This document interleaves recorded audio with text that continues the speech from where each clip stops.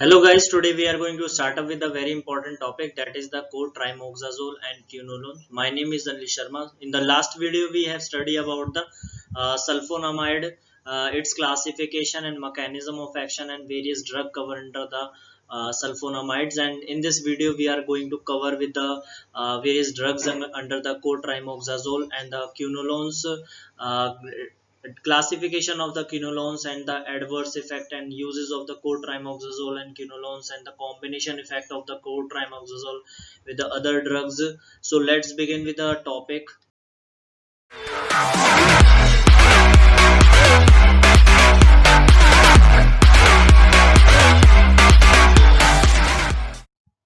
सबसे पहला जो हम टॉपिक लेने वाले हैं वो है कोट्राइमोक्साजोल। इसमें सबसे पहला जो पॉइंट होता है वो बोल रहा है कि fix dose combination of trimethoprim and sulfamethoxazole is called a cotrimoxazole. जो कोट्राइमोक्साजोल है वो कॉम्बिनेशन होता है दो ड्रग का, जिस जिस कौन कौन से होते हैं वो होते हैं ट्राइमेथोप्राइम और सल्फामिथोक्साजोल। सेकेंड पॉइंट इसमें बोल रहा है कि जो कोट्राइमोक्साजोल है वो 1969 में आया था सबसे पहले, और ये सीक्वेंशियल ब्लॉक करता है। सीक्वेंशियल ब्लॉक का मतलब है कि हर एक जो कोट्राइमोक्साजोल होता है वो कॉम्बिनेशन होता है ड्रग का। तो ट्राइमेथोप्राइम किसी कोई और स्टेप पे काम करेगा और सल्फोमिथाक्सोल किसी और स्टेप पे काम करता है। और ये जो कोट्राइमोक्साजोल है वो सीक्वेंशियल ब्लॉक करता है फोलिएट मेटाबॉलिज्म के अंदर। अब हम पढ़ लेते हैं मैकेनिज्म ऑफ एक्शन। कोट्राइमोक्साजोल का मैकेनिज्म ऑफ एक्शन क्या होता है? मैकेनिज्म ऑफ एक्शन ये स्टार्ट होता है पैरा अमाइनो बेंजोइक एसिड से, जो फोलिएट सिंथेटेज से की हेल्प से डाइहाइड्रोफोलेट से फोलिक एसिड बनेगा। उसके बाद टेट्राहाइड्रोफोलिक एसिड बनेगा in the presence of dihydrofolate reductase. मैंने आपको सल्फोनामाइड की वीडियो में मैंने बता रखा है कि सल्फोनामाइड हमारा फोलिएट सिंथेटेज को इनिबिट करता है, और जो हमारा कोट्राइमोक्साजोल है उसमें ट्राइमेथोप्राइम जो एक कंपोनेंट होता है वो इनिबिट करता है डाइहाइड्रोफोलेट रिडक्टेज को। अगला टॉपिक जो आता है हमारा कॉम्बिनेशन इफेक्ट। कॉम्बिनेशन इफेक्ट में हम ये पढ़ने वाले हैं कि जो कोट्राइमोक्साजोल है उसके अंदर दो कॉम्बिनेशन होती है, एक होता है ट्राइमेथोप्राइम और एक होता है सल्फामिथोक्साजोल। उन दोनों को हम साथ में क्यों लेते हैं? Sulfamethoxazole was selected by combining with the ट्राइमेथोप्राइम।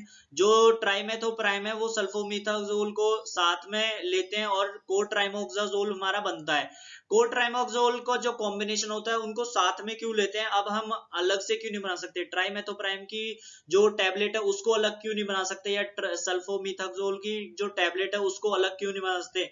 क्यों नहीं बनाते? इसका वो रीजन होता है, पहला रीजन इसका ये होता है कि individually both are bacteriostatic but combination are cidal effect. क्योंकि जो अगर इंडिविजुअल ड्रग लोगे, अलग अलग ड्रग लोगे, तो उसमें क्या होता है, बैक्टीरिया की वो ग्रोथ को रोकते हैं बस।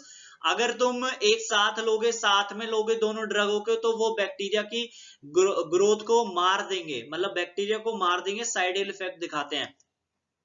दूसरा इसका रीजन होता है कि chance of development of bacterial resistance is also reduce. जो बैक्टीरिया की रेजिस्टेंस होती है, मतलब जो बैक्टीरिया इस ड्रग के अगेंस्ट काम करना बंद कर जाता है, कुछ कुछ उसको बोलते हैं बैक्टीरियल रेजिस्टेंस, उसके चांसेस कम हो जाते हैं। बैक्टीरियल रेजिस्टेंस के चांसेस कम हो जाते हैं अगर तुम कॉम्बिनेशन में अगर इन दोनों ड्रग को लोगे तो। अब प्रिपरेशन होती है कुछ, इसके जो कोट्राइमोक्साजोल होता है उसके क्या होते हैं, ब्रांड नेम होते हैं कुछ। सबसे पहला जो होता है सेप्ट्रान, सेपमैक्स, बैक्ट्रिम, सिप्लिन, ऑरिप्रिम, सोप्रिस्टॉल एंड फोर्ट्रिम, ये ब्रांड नेम होते हैं। जो मैन्युफैक्चरर होते हैं वो कोट्राइमोक्साजोल को इन ब्रांड नेम से भी अपनी सेल करते हैं। उसके बाद होता है कि ट्राइमेथोप्राइम और सल्फोमिथाक्सोल की क्या कॉम्बिनेशन आती है। सबसे पहले ये याद रखना है, जो ट्राइमेथोप्राइम और कोट्राइमोक्साजोल की जो कॉम्बिनेशन आती है वो हमेशा 1:5 में ही होगी। जैसे 80 mg to the 400 mg tablet जो होगी, अब इनका डिवीजन करोगे 800/400 करोगे तो 1:5 ही आएगी, हमेशा 1:5 ट्राइमेथोप्राइम और सल्फोमिथाक्सोल की होगी। इसमें 80 टू द 400 mg जो टैबलेट होती है उसमें क्या होता है, 2 दिन के लिए तो हम इसको 2 BD देते हैं, मतलब 2 गोली सुबह और 2 गोली शाम को देते हैं। उसके बाद जो थेरेपी चलती है उसकी, वो 1 गोली शाम को 1 गोली सुबह लेते हैं।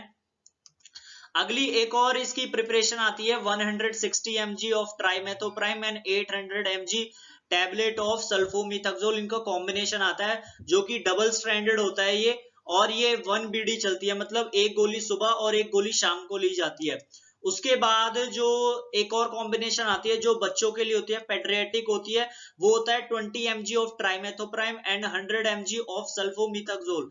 इसमें भी 1:5 ही देखा जाएगा आपको, जो ट्राइमेथोप्राइम और सल्फोमिथाक्सोल की जो रेशो है वो 1:5 होगी। अगला टॉपिक हमारा आता है फार्माकोकाइनेटिक। फार्माकोकाइनेटिक ऑफ कोट्राइमोक्साजोल हम पढ़ने वाले हैं।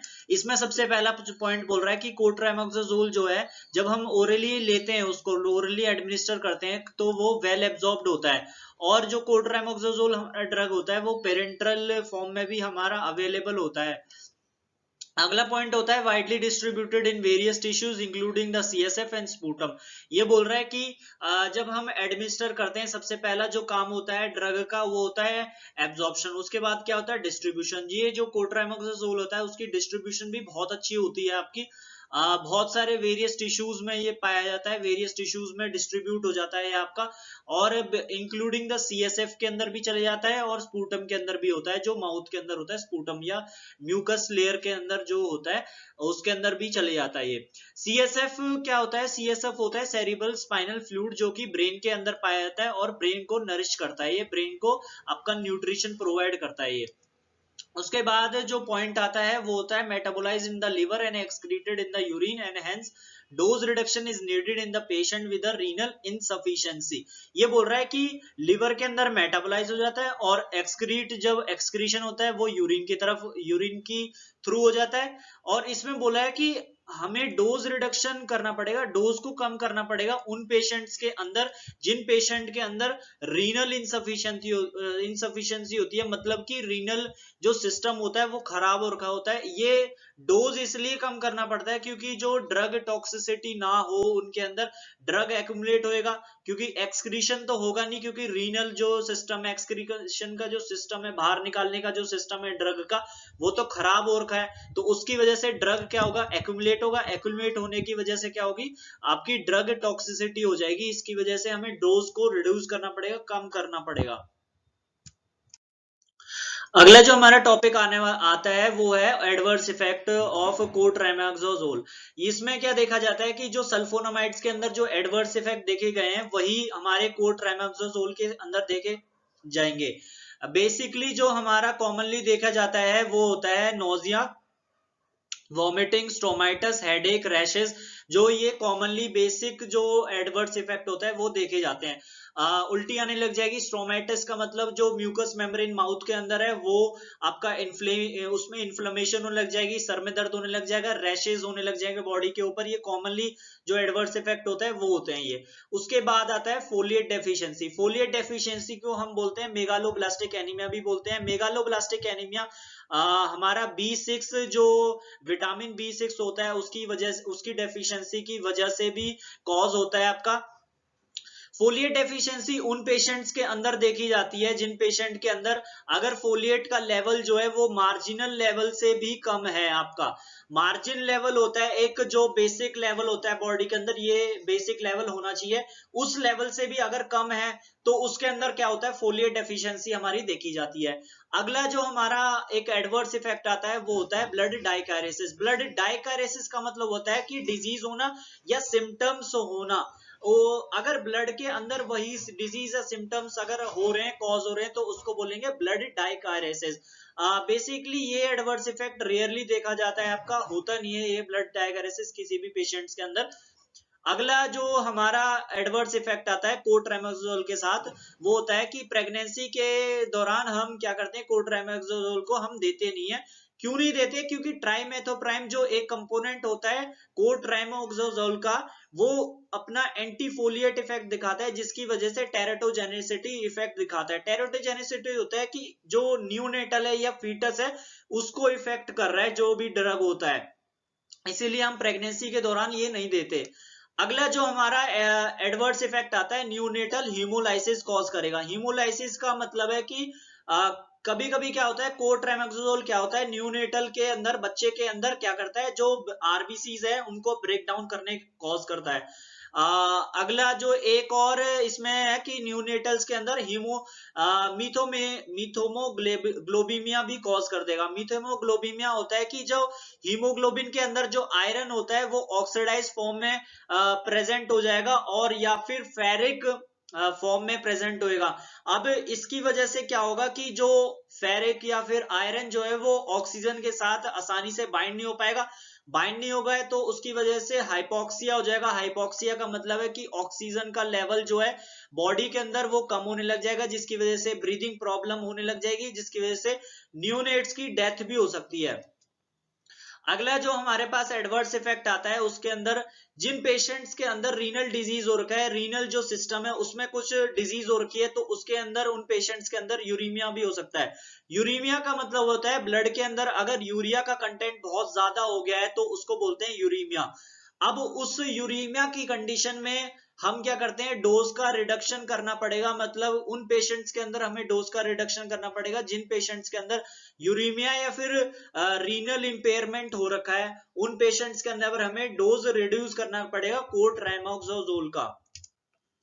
अगला जो हमारा एडवर्स इफेक्ट आता है कि high incidence up to 50% of fever, rashes, bone marrow hypoplasia has been reported among the AIDS patient with the pneumocytosis urvosi infections with when treated with a high dose of cotrimoxazole। अब देखा क्या जाता है कि जिन patients के अंदर ads है या फिर न्यूमोसाइटोसिस इन्फेक्शन हो रखा है, तो उन पेशेंट्स के अंदर हम क्या करते हैं, हाई डोज ऑफ कोट्राइमोक्सोजोल यूज कर देते हैं। अब इसकी वजह से, हाई डोज ऑफ कोट्राइमोक्सोजोल की वजह से क्या होता है, फीवर आने लग जाता है पेशेंट को, रैशेज होने लग जाते हैं बॉडी के ऊपर, और बोन मैरो हाइपोप्लासिया होने लग जाता है, जिसका मतलब है कि बोन मैरो के अंदर जो स्टेम सेल है हमारे वो डिस्ट्रॉय हो जाएंगे, जिसकी वजह से जो बोन मैरो वो डिस्ट्रॉय हो जाएगा, जिसकी वजह से आरबीसी क्रिएट नहीं कर पाएगा या प्रोड्यूस नहीं कर पाएगा बोन मैरो। इसीलिए हम हाई डोज कभी भी यूज नहीं करते एड्स पेशेंट विद इंफेक्शन हो रखा हो उसको। तो अगला पॉइंट है कि जो एल्डरली पेशेंट है उसके अंदर भी बहुत ज्यादा रिस्क है बोन मैरो टॉक्सिसिटी होने का, अगर तुम कोट्राइमोक्सोजोल यूज कर रहे हो तो। अगला जो हमारा एडवर्स इफेक्ट आता है वो होता है कि डायोरेटिक कोट्राइमोक्सोजोल के साथ अगर तुम यूज कर रहे हो तो उस केसेस में क्या है, थ्रोम्बोसाइटोपिनिया पेशेंट को हो सकता है। थ्रोम्बोसाइटोपिनिया उसको बोलते हैं जब प्लेटलेट की लेवल बॉडी के अंदर क्या होती है, कम हो जाती है। मतलब 1.5 लाख से 4.5 लाख के बीच में नॉर्मल प्लेटलेट की लेवल होती है, उससे अगर कम हो गया तो उसको बोलेंगे थ्रोम्बोसाइटोपिनिया है। डायोरेटिक उस ड्रग को बोलते हैं जब किसी पेशेंट को प्रॉब्लम होती है यूरिन निकालने में, तो उसमें क्या करता है, डायोरेटिक हेल्प करता है आपका यूरिन निकालने में, एक्सक्रीट करने में बाहर की तरफ। नेक्स्ट टॉपिक जो हमारा आता है वो होता है यूजेस ऑफ द कोट्राइमोक्सोजोल। इसमें क्या है, सबसे पहला जो यूज होता है वो होता है यूरिनरी ट्रैक इन्फेक्शन, यूटीआई जो इन्फेक्शंस होते हैं उसमें भी कोट्राइमोक्सोजोल का बहुत अच्छा यूज होता है। इसमें फर्स्ट पॉइंट जो यूज होता है, जो अनकॉम्प्लिकेटेड या एक्यूट इन्फेक्शंस जो होते हैं यूरिनरी ट्रैक में, उसमें बहुत अच्छा यूज होता है कोट्राइमोक्सोजोल का। सेकेंड इसमें बोल रहा है कि जो डोज हम लेते हैं यूटीआईज के अंदर वो लेते हैं single dose therapy for the with 4 tablets of cotrimoxazole has been used successful for the acute cystitis। acute cystitis word होता है कि जब इन्फ्लेमेशन इन यूरिनरी ब्लैडर के अंदर जब हमारा इन्फ्लेमेशन हो जाता है तो उसको बोलते हैं सिस्टाइटिस। जब एक्यूट सिस्टाइटिस हो जाता है तो उसके अंदर क्या करते हैं, हम सिंगल डोज लेते हैं, मतलब एक ही बार में 4 टैबलेट कोट्राइमोक्सोजोल की यूज करते हैं एक्यूट सिस्टाइटिस के अंदर। अगला जो हमारा जो कोर्स चलता है वो 3 से 10 दिन चलता है, जो कि हमें एडवाइस करता है दोनों के दोनों लोअर में भी और अपर यूरिनरी ट्रैक इन्फेक्शंस के अंदर हम 3 से 7 दिन का कोर्स हम चलाते हैं इसका। अगला जो यूज आता है हमारा वो होता है respiratory tract infection. Respiratory tract infection के अंदर both upper and lower respiratory tract infection including the chronic bronchitis and faciomaxillary infections, otitis media caused by the gram positive cocci and hemo influenza responds well। इसमें क्या करता है कि जो respiratory tract है, दोनों ऊपर वाले रेस्पिरेटरी ट्रैक और नीचे वाला जो लोअर रेस्पिरेटरी ट्रैक होता है उसके अंदर ब्रोंकाइटिस, जो ब्रोंकाई के अंदर जो इन्फेक्शन होता है, या फिर जो फेस के अंदर जो टिश्यूज है उसके अंदर जो इन्फेक्शन होता है उसके अंदर, या फिर ईयर के अंदर जो भी इन्फेक्शन होता है उसके अंदर, ये सारे इन्फेक्शन जो ग्राम पॉजिटिव से फैला गया है या फिर हीमो इन्फ्लुएंजा की वजह से जो फैला गया है, उसके अंदर हम कोट्राइमोक्सोजोल यूज कर सकते हैं। अगला जो हमारा आता है bacterial diarrhoeas and dysentery. Bacteria diarrhoea, diarrhoea cause हो रहा है बैक्टीरिया की वजह से, या डायसेंट्री कॉज हो रही है बैक्टीरिया की वजह से। डायसेंट्री होती है जब स्टूल्स हम निकालते हैं, एक्सक्रीशन होती है स्टूल्स का, तो उसके साथ क्या होता है, ब्लड भी हमारा आता है, तो उसको बोलते हैं डायसेंट्री। इसमें क्या होता है, cotrimoxazole may be used for the severe and invasive infections by the E coli, shigella, non typhoid, salmonella. Cotrimoxazole जो ड्रग होता है वो सीवियर केसेस के अंदर और इन्वेजिव इन्फेक्शंस के अंदर, जो कि ई कोलाई या शिगेला या फिर नॉन टाइफाइड साल्मोनेला की वजह से जो फैला गया, उसके अंदर हम कोट्राइमोक्सोजोल यूज कर सकते हैं। अगला जो पॉइंट है, though respond rate is lower and fluoroquinolones are more commonly used, it is still valuable alternative for the empirical therapy of infective diarrhoeas. इसमें क्या बोला है कि जो हालांकि जो रेट होता है, जो इफेक्टिव रेट होता है वो बहुत लोअर होता है, इसलिए हम फ्लोरोक्विनोल्स यूज करते हैं ज्यादातर। इंपेरिकल थेरेपी के अंदर, इंपेरिकल थेरेपी होती है जब हमारा किसी भी चीज का रिजल्ट नहीं आता, उससे पहले जो डॉक्टर हमें थेरेपी स्टार्ट करता है, डॉक्टर हमारी, उसको बोलते हैं इंपेरिकल थेरेपी। तो डायरिया के अंदर इंपेरिकल थेरेपीज के अंदर हम फ्लोरोक्विनोल्स हम यूज कर लेते हैं। अगला जो हमारा यूज आते हैं वो होता है निमोनोसाइटिस यूवेरेसी, जो इन्फेक्शन कॉज करता है। ये क्या करता है कि निमोनिया कॉज कर देता है उन पेशेंट्स के अंदर जिसके अंदर न्यूट्रोपेनिक, मतलब कि न्यूट्रोफिल्स की जो लोअर अमाउंट होता है जिस भी पेशेंट के अंदर, या फिर एड्स जिसके अंदर होता है उसके अंदर हमारा निमोनिया कॉज कर देता है ये इन्फेक्शन, जो बैक्टीरिया होता है। इसके अंदर हम यूज कर सकते हैं क्लोट्राइमोक्सोजोल। जो क्लोट्राइमोक्सोजोल होगा हमारा प्रोफाइलेक्टिव भी यूज होगा और थेरेप्यूटिक भी वैल्यू भी दिखाएगा, बट इसकी जो डोज होती है वो बहुत ज्यादा ली जाती है इन केसेस के अंदर। अगला जो पॉइंट बोल रहा है, one double strand tablet 4 to 6 times per day for 2 से 3 weeks may be curative but adverse effects can be necessitates in up to 20% cases. इसमें क्या करते हैं, हम डबल स्ट्रैंड टैबलेट क्लोट्राइमोक्सोजोल की यूज करते हैं। अब ये टैबलेट जो होती है वो दिन में 4 से 6 टाइम लेनी है एक ही दिन के अंदर, और ये जो कोर्स चलता है वो 2 से 3 हफ्ते तक चलता है, ताकि जो इन्फेक्शन है, जो न्यूमोनिया है वो क्योर हो जाए। बट 20% केसेस पेशेंट में ऐसा देखा गया है कि जब ये जो टैबलेट है ये छोड़ते हैं या फिर जो थेरेपी है वो छोड़ते हैं, तो उसकी वजह से जो एडवर्स इफेक्ट है वो देखे जाते हैं। अगला होता है कैनक्रोइड, के अंदर भी यूज होता है। कैनक्रोइड होता है जब अल्सर हो जाए, लिम्फोइड, जो लिम्फोइड ऑर्गन्स होते हैं या लिम्फ नोड्स के अंदर जो अल्सर जो हो जाए, लिम्फ नोड वहां पर ग्रोइंस के अंदर जो प्रेजेंट होते हैं उसके अंदर अगर इन अल्सर्स हो जाए तो उसको बोलते हैं कैनक्रोइड। उस केस के अंदर हम यूज करते हैं क्लोट्राइमोक्सोजोल। क्लोट्राइमोक्सोजोल हमारा जो डोज होता है वो होता है 800 mg और 100 plus 160 mg BD for 14 days. ये क्लोट्राइमोक्सोजोल दिन में 2 बार ली जाती है 14 दिन के लिए अंदर, सुबह एक और शाम को एक। और 800 mg और प्लस 160 mg का मतलब है 800 mg इसमें ट्राइमेथोप्राइम होगा, और जो 160 mg है वो सल्फोमिथाक्सोजोल होगा। बट ये क्लोट्राइमोक्सोजोल जो होती है वो थर्ड चॉइस हमारी ड्रग होती है, इसीलिए हम इसको यूज करते हैं क्योंकि ये लेस एक्सपेंसिव होती है। इसके ऑल्टरनेटिव भी ड्रग होते हैं, जिससे सेफाट्राइक्सोन होता है, एजिथ्रोमाइसिन होता है या सिप्रोफ्लॉक्सिन होता है, वो भी हम यूज कर सकते हैं। अगला हमारा जो यूज आता है वो होता है टाइफाइड। टाइफाइड में इनिशियली हम क्लोट्राइमोक्सोजोल यूज करते हैं, अपार्ट फ्रॉम द जो क्लोरोम्फेनिकोल है उनसे अलग हम क्लोट्राइमोक्सोजोल यूज कर सकते हैं।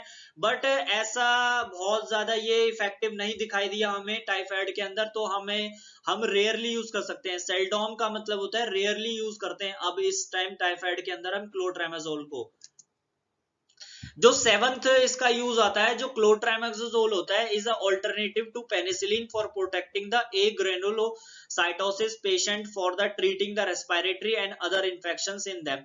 जो क्लोट्राइमेक्सोजोल है वो पेनिसिलिन के ऑल्टरनेटिव यूज कर सकते हैं उन पेशेंट के अंदर जिनमें ए ग्रेनुलोसाइटोसिस हो रखा हो, या फिर रेस्पिरेटरी इन्फेक्शन हो रखा है, या कोई और इन्फेक्शन हो, उसके अंदर हम क्लोट्राइमेक्सोजोल यूज कर सकते हैं। और intensive parenteral clotrimazole therapy has been used successfully in septicemia।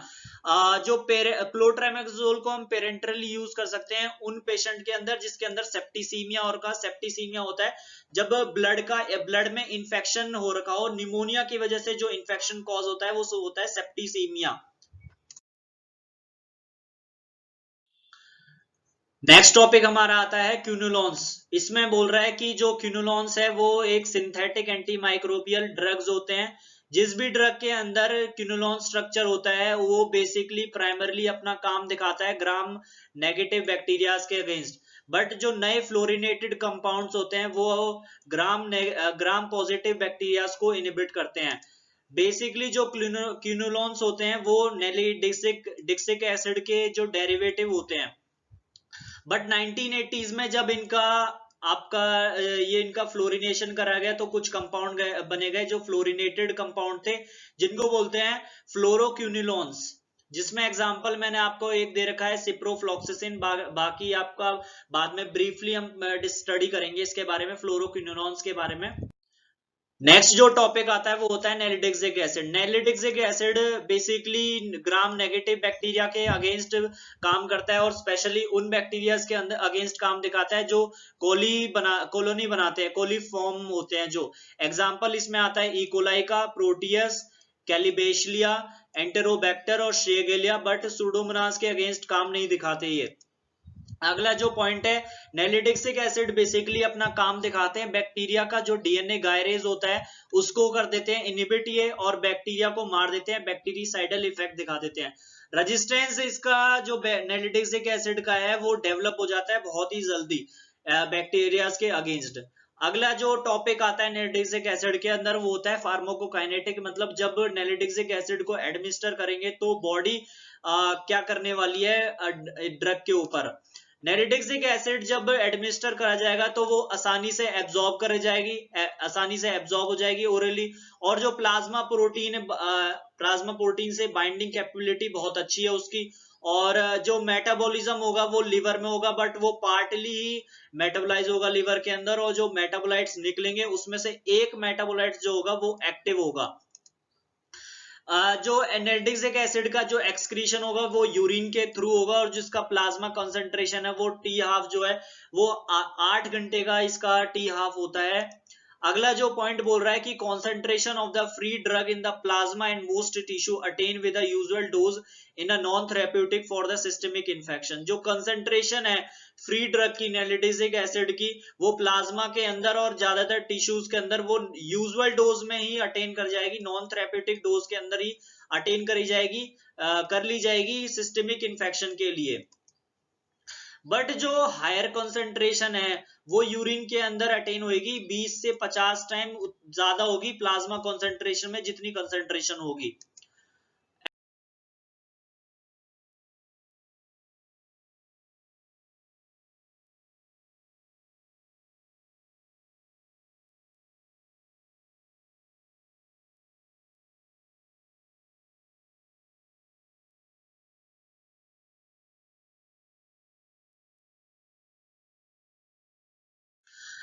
Next topic is the adverse effect of nalidixic acid. Nalidixic acid का जो एडवर्स इफेक्ट है वो इनफ्रीक्वेंट होता है, ज्यादातर देखा नहीं जाता।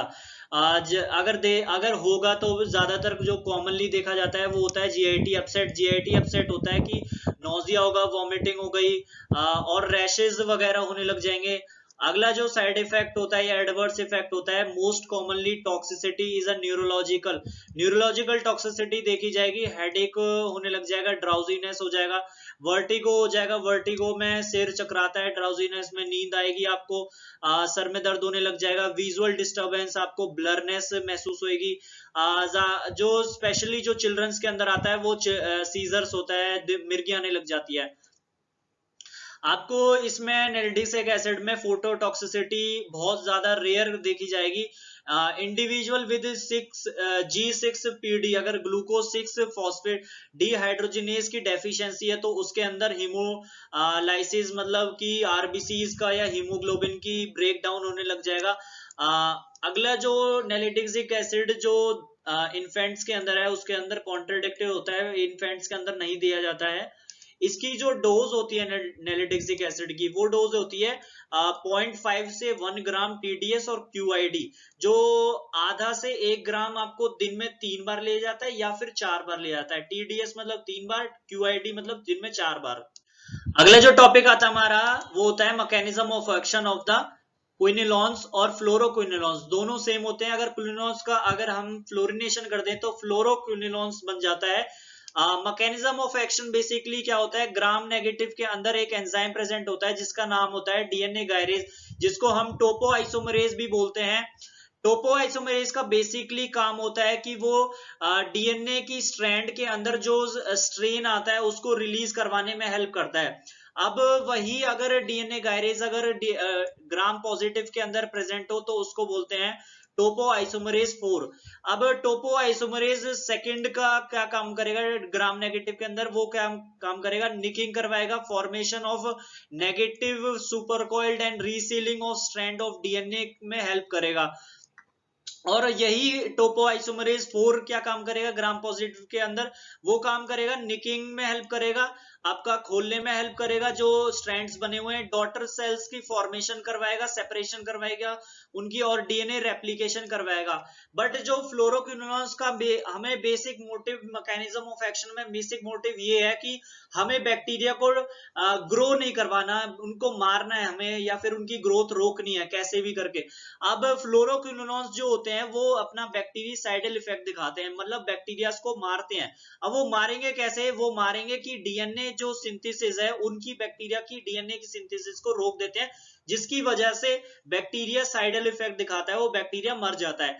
अब फ्लोरोक्विनोलॉन्स नेगेटिव जो बैक्टीरियाज है उनके अंदर टोपोआइसोमरेज सेकंड को इनिबिट कर देते हैं, और जो positive bacteria gram positive bacteria उसके अंदर ग्राम टोपोआइसोमरेज 4 को इनिबिट कर देंगे, जिसकी वजह से बैक्टीरिया की डेथ हो जाएगी।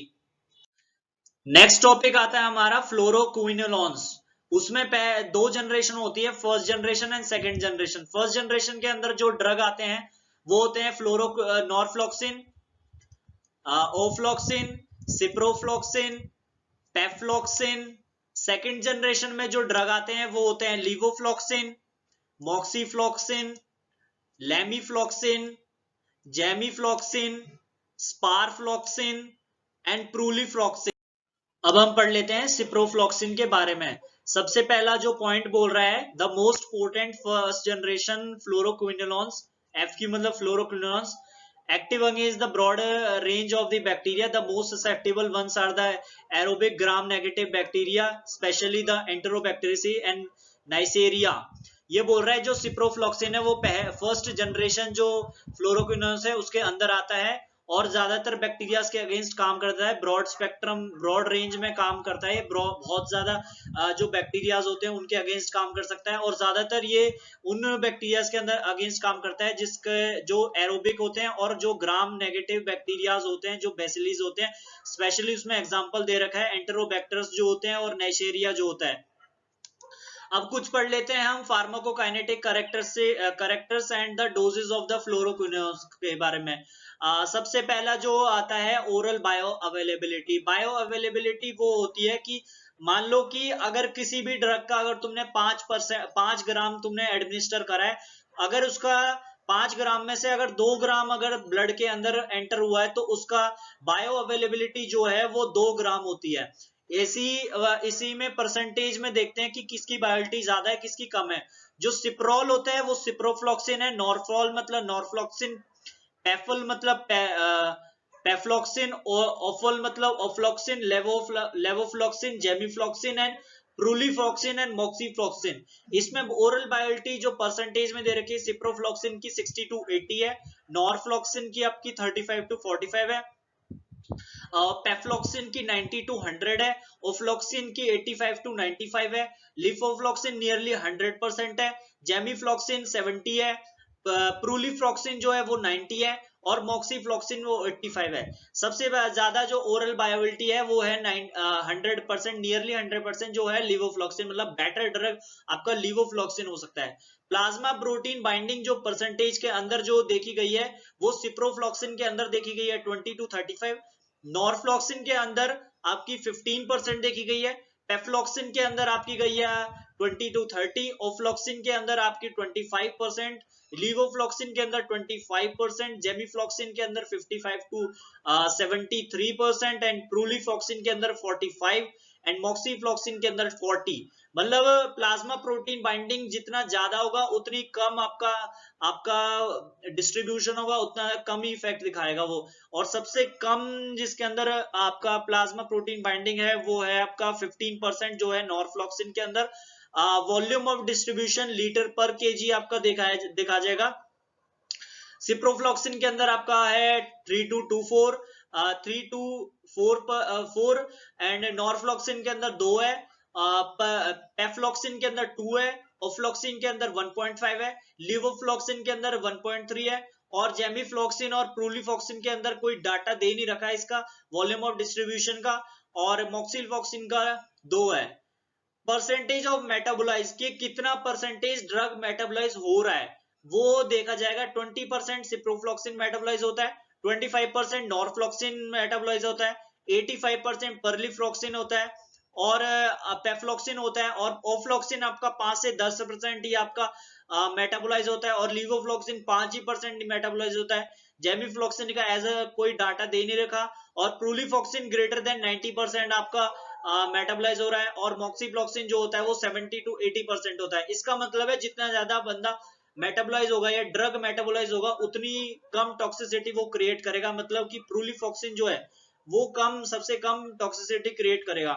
Elimination T half in hours में दे रखा है कि जो सिप्रोफ्लॉक्सिन है वो 3 से 5 घंटे में बॉडी से एक्सक्रीट कर जाएगा, नॉरफ्लॉक्सिन 4 से 6 घंटे में, पेफ्लॉक्सिन 8 से 14 घंटे में और ओफ्लॉक्सिन 5 से 8 घंटे में, लिवोफ्लॉक्सिन 8 घंटे के बाद, जेमिफ्लॉक्सिन 7 घंटे के बाद और आपका प्रूलिफ्लॉक्सिन है वो 10 से 12 घंटे में और मॉक्सीफ्लॉक्सिन जो है वो है 10 से 15 घंटे में। रूट ऑफ एडमिनिस्ट्रेशन जो सिप्रोफ्लॉक्सिन है हमारा ओरल और आईवी दिया जाता है, आईवी मतलब इंट्रावीनस, नॉरफ्लॉक्सिन ओरल दिया जाता है, पेफ्लॉक्सिन जो होता है वो ओरल और आईवी दोनों दिया जाता है, ओफ्लॉक्सिन जो होता है वो ओरल और आईवी दोनों दिया जाता है, लिवोफ्लॉक्सिन जो होता है ओरल आईवी दोनों दिया जाता है, जेमिफ्लॉक्सिन जो होता है ओरल दिया जाता है, प्रूलिफ्लॉक्सिन जो होता है वो ओरली दिया जाता है और मॉक्सीफ्लॉक्सिन जो होता है वो ओरल और आईवी दोनों दिया जाता है। जो डोजेज होता है, जो ओरली डोजेज होता है वो सिप्रोफ्लॉक्सिन का वो होता है 250 टू 750 mg बीडी, बीडी मतलब सुबह और शाम में देना है, और नॉरफ्लॉक्सिन का 400 mg बीडी चलता है, पेफ्लॉक्सिन का 400 बीडी चलता है, ओफ्लॉक्सिन का 200 टू 400 mg बीडी चलता है, लिवोफ्लॉक्सिन 500 mg ओडी चलता है और जेमिफ्लॉक्सिन 320 ओडी चलता है, प्रूलिफ्लॉक्सिन का 600 mg ओडी चलता है और मॉक्सीफ्लॉक्सिन का ओडी चलता है 400 mg। अगर तुम्हें आईवी देना हो, इंट्रावेनस एडमिनिस्ट्रेशन करना हो किसी का, तो सिप्रोफ्लॉक्सिन 100 टू 200 mg आपको एडमिनिस्टर करना पड़ेगा। नॉरफ्लॉक्सिन का एज कोई डाटा नहीं है क्योंकि वो आईवी दिया ही नहीं जाता, ओरली एडमिनिस्टर करा जाता है, तो इसका कोई डाटा नहीं है इसमें। और पेफ्लॉक्सिन जो है वो 400 mg दिया जाता है, ओफ्लॉक्सिन जो है वो आपका 200 mg, लिवोफ्लॉक्सिन 500 mg और जेमिफ्लॉक्सिन और प्रूलिफ्लॉक्सिन को सिर्फ ओरली दिया जाता है, ओरली एडमिनिस्टर किया जाता है, इसलिए कोई डाटा नहीं है। और मॉक्सीफ्लॉक्सिन जो है वो 400 mg आपका एडमिनिस्टर करा जाता है। Next topic is the pharmacokinetic of ciprofloxacin. Ciprofloxacin का फार्माकोकाइनेटिक में सबसे पहला जो पॉइंट है वो है कि जब हम सिप्रोफ्लॉक्सिन को ओरली एडमिनिस्टर करते हैं तो उसका एब्जॉर्प्शन बहुत तेजी से होता है, बट अगर तुमने फूड के साथ लिया तो उसका जो एब्जॉर्प्शन है वो डिक्रीज हो जाएगा। और जो सिप्रोफ्लॉक्सिन है उसका जो फर्स्ट पास मेटाबॉलिज्म जाता है, फर्स्ट पास मेटाबॉलिज्म का मतलब ये होता है कि जब हम ओरली एब्जॉर्ब करेंगे और जब वो सिस्टमिक सर्कुलेशन में जाएगा तो उसकी कंसंट्रेशन, सिप्रोफ्लॉक्सिन की कंसंट्रेशन तो बहुत कम हो जाएगी। इसकी वजह से इफेक्टिव जो वैल्यू होगी उसकी बहुत कम होती है। अगला पॉइंट बोल रहा है कि जो सिप्रोफ्लॉक्सिन या अदर फ्लोरोक्विनोलॉन्स हैं उनकी जो टिश्यू पेनेट्रेबिलिटी है वो बहुत ज्यादा होती है, इसीलिए कंसंट्रेशन जो लंग्स के अंदर होता है, स्पूटम के अंदर होता है, या मसल के अंदर होता है, या प्रोस्टेट के अंदर होता है, या फेगोसाइट्स के अंदर होता है, वो ज्यादा हो जाता है एज कंपेयर टू प्लाज्मा में। और सीएसएफ और एक्वस लेवल जो होता है वो बहुत कम होता है। फेगोसाइट्स का मतलब है कि वो सेल जो स्मॉलर बैक्टीरियाज को या स्मॉलर पार्टिकल्स को इनगल्फ कर ले, खा लेते हैं, उसको बोलते हैं फेगोसाइट्स। अगला पॉइंट बोल रहा है कि जो सिप्रोफ्लॉक्सिन का जो एक्सक्रीशन होता है वो प्राइमरली यूरिन की तरह, यूरिन से होता है, और ग्लोमेरुलर फिल्ट्रेशन की मदद से या ट्यूबुलर सिक्रीशन की मदद से इसका एक्सक्रीशन होता है। Urinary and biliary concentration are 10 to 50 fold higher than the plasma। जो यूराइनरी और बाइनरी कंसेंट्रेशन होता है सिप्रोफ्लॉक्सिन का वो 10 से 50 गुना ज्यादा होता है एज कंपेयर टू प्लाज्मा में जितना कंसेंट्रेशन होता है। Next topic is the adverse effect. Adverse effect में सबसे पहला जो पॉइंट बोल रहा है कि ciprofloxacin has a good safety record. Side effect अगर नियरली 10% पेशेंट, सिप्रोफ्लॉक्सिन की सेफ्टी बहुत अच्छी होती है, इनमें साइड इफेक्ट जो होते हैं, एडवर्स इफेक्ट जो होते हैं वो बहुत कम देखे जाते हैं। नियरली 10% पेशेंट में ही एडवर्स इफेक्ट या साइड इफेक्ट देखे जाएंगे। जो बेसिकली कॉमनली जो साइड इफेक्ट होता है वो गैस्ट्रोइंटेस्टाइनल ट्रैक डिस्टरबेंस होता है, जिसमें नोजिया होता है, वॉमिटिंग होती है, बैड टेस्ट आता है सिप्रोफ्लॉक्सिन का, एनोरेक्सिया मतलब वेट लॉस होने लग जाएगा, और डायरिया, डायरिया कोई इनफ्रीक्वेंट नहीं होता, मतलब ये कोई रेगुलर कॉमन साइड इफेक्ट नहीं होता, डायरिया कभी कभी होता है। ये सीएनएस डिस्टरबेंस हो जाती है जिसमें डिजीनेस कॉज हो जाता है, आपका हेडेक, सरदर्द होने लग जाता है, रेस्टलेस, थकावट महसूस हो गई, एंजाइटी, एंजाइटी होने लग जाएगा, इंसोमिनिया मतलब नींद नहीं आएगी, impairment of concentration, concentration gain नहीं कर पाएगा वो। उसके बाद आता है tremors and seizures are rare, occur only in the high dose. अगर तुम सिप्रोफ्लॉक्सिन का हाई डोज लोगे तो उस केस में क्या होगा, ट्रेमर्स आ जाएंगे, सीजर्स, मिर्गी वगैरह आने लग जाएगी पेशेंट को। उसके बाद एक और साइड इफेक्ट होता है स्किन एंड हाइपर सेंसिटिविटी। इसमें क्या होता है, रैशेज हो जाएगा, प्रूराइटिस होने लग जाएगा। प्रूराइटिस का मतलब होता है कि ईचिंग वगैरह होने लग जाएगी। फोटो सेंसिटिविटी होगी, यूट्रिक एरिया मतलब रैशेज हो जाएंगे, एक स्पेशल टाइप ऑफ रैशेज होता है जिसमें हनी लाइक, तुम्हारे हनी लाइक रैशेज होने लग जाएंगी। स्वेलिंग ऑफ लिप्स, जो होठ है तुम्हारे वो स्वेल हो जाएंगे। सीरियस क्यूटेनियस रिएक्शंस रेयर होती हैं, इसमें कोई ऐसा सीरियस इफेक्ट नहीं होता सिप्रोफ्लॉक्सिन में। उसके बाद जो साइड इफेक्ट एक और होता है टेंडनाइटिस या टेंडन रप्चर। टेंडनाइटिस होता है इन्फ्लेमेशन या itching in the tendons. Tendons के अंदर अगर तुम्हारा ईचिंग हो गया या इन्फ्लेमेशन हो, उसको बोलते हैं टेंडनाइटिस, या फिर टेंडन रप्चर। टेंडन अगर तुम्हारा रप्चर हो गया, टूट गया, तो उस वो भी एक एडवर्स इफेक्ट होता है। टेंडन्स होता है कि ये एक कनेक्टिव टिश्यू होता है जो मसल्स और बोन्स को कनेक्ट करता है तो हमारी बॉडी के अंदर, उसको बोलते हैं tendons. A few cases has been occurred. Risk of tendon damage is higher in the patient above 60 years of the age in those receiving corticosteroid. The FAQs should be stopped at the first sign of tendinitis। इसमें बोल रहा है ये tendinitis और tendon rupture बहुत कम few cases में ही देखा जाता है। ये उन केसेस में देखा जाता है जो पेशेंट 60 साल से ऊपर की एज में है, या फिर उन पेशेंट जो कॉर्टिकोस्टेरॉइड्स ले रहे हैं। अगर तुम्हारा पहले साइन, अगर टेंडेनाइटिस का पहला साइन भी आ गया तो उसमें क्या है, फ्लोरोक्विनोन्स तुम्हें स्टॉप करनी पड़ेगी, क्योंकि वो टेंडेनाइटिस और जो टेंडन रप्चर है वो और ज्यादा वर्सन हो जाएगा। अगला हम पढ़ने वाले हैं uses of the ciprofloxacin. Ciprofloxacin में सबसे पहला जो यूज आता है हमारा यूरिनरी ट्रैक इन्फेक्शन में, high cure rates even in the complicated cases और दोज विद इनड्वेलिंग कैथेरेटर और प्रोस्टेटाइटिस हैज बीन अचीव्ड। ये बोल रहा है यूरिनरी ट्रैक इन्फेक्शन में हमारा सिप्रोफ्लॉक्सिन यूज करते हैं। जो क्योर रेट होता है वो बहुत ज्यादा हाई होता है, और कॉम्प्लिकेटेड केसेस में, या फिर इनड्वेलिंग कैथेरेटर्स में भी हमारा यूज करे जाते हैं। इनड्वेलिंग कैथेरेटर्स वो कैथेरेटर्स होते हैं जो ब्लैडर के अंदर रहते हैं। प्रोस्टेटाइटिस में प्रोस्टेट ग्लैंड में इन्फ्लेमेशन जब हो जाती है उस केस में भी हम सिप्रोफ्लॉक्सिन को हम यूज कर सकते हैं. Comparative trials has been report higher success rate than the clotrimazole.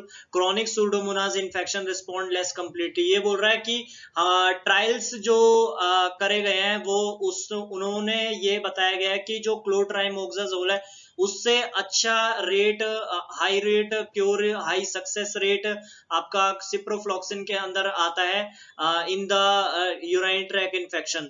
और जो क्रॉनिक सूडोमोनाज जो इन्फेक्शंस होते हैं उसके अंदर ये अच्छी तरह काम नहीं कर पाता. नेक्स्ट जो हमारा यूज आता है वो होता है गुनेरिया के अंदर. Initially a single 500 mg dose was nearly 100% curative in the non PPNG as well as PPNG infections. But cure rate has declined due to emergence of resistance and it is no longer first line drug. ये बोल रहा है कि initially जो हम एक 500 mg की dose लेते हैं वो 100% क्योर कर सकती है आपकी गुनेरिया को. दोनों नॉन पीपीएनजी में और पीपीएनजी में. पीपीएनजी का फुल फॉर्म होता है पेनिसिलिनेज प्रोड्यूसिंग नेरिशेरिया गुनेरिया. ये फुल फॉर्म होती है. नॉन पीपीएनजी में भी और पीपीएनजी इन्फेक्शन में दोनों में 100% क्योर होता है. बट क्योर रेट ये डिक्लाइन हो जाता है क्योंकि इसके अगेंस्ट जो सिप्रोफ्लॉक्सिन है इसके अगेंस्ट रेजिस्टेंस डेवलप कर लेता है गुनेरिया का बैक्टीरिया. तो इसीलिए ये फर्स्ट लाइन ड्रग अब नहीं यूज करी जाती as a first line drug. उसके बाद एक यूज आता है कैनक्रोइड. कैनक्रोइड मैंने आपको बताया था कि ग्रोइंस में जो लिम्फ नोड्स प्रेजेंट होती हैं वो उसमें अल्सर होता है तो उसको बोलते हैं कैनक्रोइड. इसमें हम 500 mg BD for 3 days in second line alternative drug to ceftriaxone and azithromycin. Ciprofloxacin एक सेकेंड लाइन ड्रग होता है जिसमें हम 3 दिन की ट्रीटमेंट चलती है कैनक्रोइड के अंदर. हम उसमें 500 mg BD लेते हैं, एक सुबह 500 mg और एक शाम को 500 mg. ये 3 days के लिए चलता है और ये सेकेंड लाइन ड्रग है. और सेफिट्राइक्सिन और एजिथ्रोमाइसिन फर्स्ट लाइन ड्रग होते हैं इनके. अगला एक और यूज आता है जिसमें बैक्टीरियल गैस्ट्रोएंटराइटिस होता है. बैक्टीरिया की वजह से जो गैस्ट्रिक जो ट्रैक है उसके अंदर इन्फ्लेमेशन हो गया. currently it is the most commonly used drug for empirical therapy of diarrhea. However, should be reversed for the severe cases due to EPEC and Shigella and Salmonella. जो bacterial enteritis में जो ciprofloxacin हम use करते हैं वो currently जो है वो बहुत अच्छी कॉमनली यूज ड्रग है एम्पेरिकल थेरेपी में. एम्पेरिकल थेरेपी वो थेरेपी होती है जो टेस्ट से पहले जो थेरेपी स्टार्ट करी जाती है बाय द डॉक्टर, उसको बोलते हैं एम्पिरिकल थेरेपी. ये एक बहुत अच्छी ड्रग होती है सिप्रोफ्लॉक्सिन डायरिया के केसेस में. बट इस वाले ड्रग को रिवर्स करना पड़ता है जब हमारा सीवियर केसेस आ जाते हैं, जैसे EPC के केस में या शेगेलिया या साल्मोना की वजह से जो इन्फेक्शन क्रिएट होता है. EPC होते हैं एंटेरोपैथोजेनिक इकोलाई बैक्टीरिया जो की वजह से जो इन्फेक्शंस होते हैं उनकी वजह से उन केसेस में क्या करते हैं हम इसको और ज्यादा डोज हम देते हैं इसको. अगला जो हमारा यूज आता है वो होता है कंजक्टिवाइटिस जो कि फैलता है हमारा ग्राम नेगेटिव बैक्टीरिया की वजह से, जिसमें हम टॉपिकल थेरेपी यूज करते हैं जो कि इफेक्टिव होता है. कंजक्टिवाइटिस जो होती है वो रेडनेस हो जाती है आई के अंदर, रेड हो जाती है पूरी आई. अगला जो हमारा यूज आता है वो होता है ग्राम नेगेटिव सेप्टिसीमिया. ग्राम नेगेटिव बैक्टीरिया की वजह से जो सेप्टिसीमिया कॉज हुआ है. सेप्टिसीमिया होता है ब्लड के अंदर जो इन्फेक्शन कॉज हुआ है वो ग्राम नेगेटिव बैक्टीरिया की वजह से हुआ है. पेरेंटल सिप्रोफ्लॉक्सिन में B combined with third generation cephalosporin और अमाइनोग्लाइकोसाइड. इसमें क्या है, सिप्रोफ्लॉक्सिन हम यूज करते हैं बट वो पेरेंटल यूज करते हैं with the combination of third generation cephalosporin के साथ कंबाइन करेंगे या फिर अमाइनोग्लाइकोसाइड के साथ कंबाइन करेंगे. अगला जो हमारा यूज आता है वो होता है मेनिंजाइटिस. मेनिंजाइटिस होता है जो मेनिंग्स होती है हमारी ब्रेन की जो लेयर होती है उसमें इन्फेक्शन हो गया है. Though the penetration in the CSF is not very good, ciprofloxacin has very successful use in the gram-negative bacteria meningitis, especially that occurring in the immunocompromised patient or those with a CSF shunt. ये बोल रहा है कि हालांकि जो CSF के अंदर जो पेनिट्रेशन सिप्रोफ्लॉक्सिन की होती है वो बहुत अच्छी नहीं होती, बट ये सिप्रोफ्लॉक्सिन ग्राम नेगेटिव बैक्टीरिया मेनिंजाइटिस के अंदर यूज कर सकते हैं, और उनके अंदर भी यूज कर सकते हैं जिसमें इम्यूनो कॉम्प्रोमाइज्ड पेशेंट होते हैं, जिसमें इम्यूनिटी बहुत कम होती है, और जिसमें सीएसएफ की कंटेंट बहुत कम होता है, उन पेशेंट्स के अंदर भी हम यूज कर सकते हैं इस चीज को। अगला यूज होता है प्रोफाइलेक्सिस इन्फेक्शंस ऑफ द न्यूरोपैनिक या कैंसर या अदर ससेप्टिबल पेशेंट्स। हम उन पेशेंट्स के अंदर यूज कर सकते हैं जिन पेशेंट्स के अंदर न्यूरोपैनिक हो रखा हो, मतलब न्यूट्रोफिल्स की कंटेंट जो है वो ब्लड के अंदर कम हो, या फिर कैंसर हो रखा हो किसी पेशेंट को, या ससेप्टिबल पेशेंट हो, उन पेशेंट के अंदर हम पता लगा सकते हैं, प्रोफाइलेक्सिस के अंदर हम यूज कर सकते हैं। अगला हमारा यूज आता है ट्यूबरक्लोसिस, टीबी के अंदर हम यूज कर सकते हैं सिप्रोफ्लॉक्सिन को। It is a second line drug which can be used as a competent combination therapy against a multi drug resistance tuberculosis. ये एक सेकेंड लाइन ड्रग की तरह यूज होता है सिप्रोफ्लॉक्सिन, और कीमोथेरेपी में कॉम्बिनेशन के साथ ही यूज करा जाएगा, और मल्टी ड्रग रेजिस्टेंस अगर टीबी के अंदर ट्यूबरक्लोसिस के अंदर हो रखी हो तो उसके अंदर ये सेकेंड लाइन ड्रग यूज करा जाएगा। अब हम पढ़ने वाले हैं आपके ड्रग फॉर द टाइफाइड। कौन कौन से ड्रग यूज होते हैं आपके टाइफाइड जब किसी पेशेंट को हो जाता है। तो सबसे पहला जो ड्रग यूज होता है वो उसका नाम होता है फ्लोरोक्विनोलॉन्स। उसमें यूज होता है सबसे पहला जो ड्रग होता है सिप्रोफ्लॉक्सिन, जिसमें हम 750 mg बीडी लेते हैं, मतलब 750 सुबह और 750 शाम को। इसमें सिप्रोफ्लॉक्सिन की जो टैबलेट होती है वो 500 mg की आती है, तो 1.5 गोली सुबह लेनी है और 1.5 गोली शाम को लेनी है। ये कॉमनली मोस्टली यूज होती है। और भी ड्रग यूज हो सकती हैं आपकी, ऑफ्लॉक्सिन होती है जो 400 mg बीडी ले आती है, 400 mg सुबह और 400 mg शाम को। लीवोफ्लॉक्सिन 500 mg ओडी भी यूज कर सकते हैं, बीडी भी यूज कर सकते हैं, मतलब 500 mg दिन में एक बार ले सकते हैं या 500 mg दिन में 2 बार ले सकते हैं। ये सारी नियरली इफेक्टिव, एक जैसी ही इफेक्टिवनेस दिखाते हैं ये सारे। उसके बाद नेक्स्ट ड्रग आता है chloramphenicol. Since majority of typhoid salmonella typhi strains are now chloramphenicol resistance, it becomes clinically unreliable. It is seldom used, only in the case of local strain, and is known to sensitive and clinical experience supports its use. It is administered orally 0.5 mg 6 hourly till fever subsides, then 0.25 gram early for 5 to 7 days. ये बोल रहा है क्लोरेम्फेनिकोल। ऐसा देखा गया है कि जो साल्मोनेला टाइफी है, जो टाइफाइड जो बैक्टीरिया कॉज करता है उसका नाम होता है साल्मोनेला टाइफी। इसके स्ट्रेन्स जो होते हैं वो क्लोरेम्फेनिकोल से रेजिस्टेंस हो के होते हैं, तो क्लोरोएम्फेनिकोल को हम ज्यादातर यूज नहीं करते, और उस पर भरोसा भी नहीं कर सकते कि हम टाइफाइड में इसको यूज कर सकते हैं। और नियरली ये जो क्लोरेम्फेनिकोल है ये आजकल यूज भी नहीं होता, बट जो लोकल स्ट्रेन्स हैं या कुछ ऐसे स्ट्रेन्स होते हैं क्लोरेम्फेनिकोल के जिनके अगेंस्ट साल्मोनेला टाइप के ऐसे कुछ स्ट्रेन्स होते हैं, लोकल स्ट्रेन्स होते हैं जिसके अगेंस्ट काम कर जाता है क्लोरेम्फेनिकोल, उनमें हम यूज कर सकते हैं, but as a regular use हम क्लोरेम्फेनिकोल का नहीं बता सकते। इसको क्लोरेम्फेनिकोल के टाइफाइड में हम अगर यूज कर सकते हैं तो उसको एडमिनिस्टर करना पड़ेगा 0.5 ग्राम 6 आवर्ली, हर 6 घंटे में आधा ग्राम आपको लेना पड़ेगा क्लोरेम्फेनिकोल का। जब तक लेना पड़ेगा जब तक बुखार आपका ना चले जाए, उसके बाद 0.25 ग्राम हर 6 घंटे में लेना है 5 से 7 दिन तक। उसके बाद अगला जो ड्रग आता है एजिथ्रोमाइसिन, उसका 500 mg दिन में एक बार लेना है 7 दिन तक। ये एक सेकेंड लाइन ड्रग होता है।